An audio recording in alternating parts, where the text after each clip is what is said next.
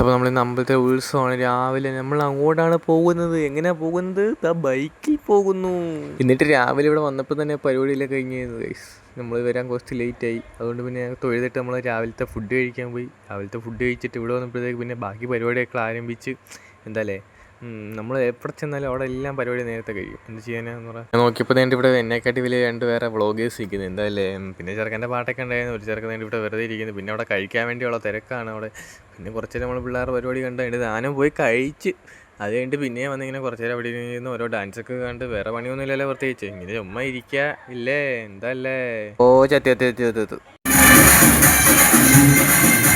എന്നിട്ടാണെങ്കിൽ ഇവിടെ പാട്ടൊക്കെ ഉണ്ടായിരുന്നു. പാട്ട് കേട്ട് പിന്നെ ഒരു സ്കിറ്റൊക്കെ ഉണ്ടായിരുന്നു. നൈസായിരുന്നു. അത് കഴിഞ്ഞിട്ട് ജയനൊക്കെ ഇവിടെ വന്നു. എന്തായാലേ വിഷയം തന്നെ മിയാരകം.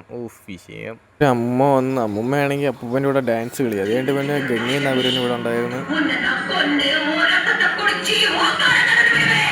അവിടുത്തെ കാര്യം പിന്നെ നകുലനും ഗംഗയും കൂടെ തീരുമാനം ആയിക്കോളും. ഇവിടെ പിന്നെ ഡാൻസ് പരിപാടി ബാക്കി തുടങ്ങി. അങ്ങനെ അതോടുകൂടി ഇന്നത്തെ പരിപാടി അവിടെ തീർന്നു. പിന്നെ ഇവരുടെ ഈ വർഷത്തെ ലാസ്റ്റ് പരിപാടിയായിരുന്നു. അപ്പോൾ അതിൻ്റെ ഭാഗമായിട്ട് ഇവിടെ ഒരു കേക്കൊക്കെ മുറിച്ചായിരുന്നു. എനിക്കൊരു ചെറിയ പീസൊക്കെ കിട്ടി. അത് വീഡിയോയ്ക്കകത്തൊന്നും ഇല്ല, കുഴപ്പമില്ല. പിന്നെ എല്ലാവരും വീട്ടിൽ പോയി. അപ്പോൾ ഇത്രേ ഉള്ളൂ. വീട്ടിൽ പോടാ.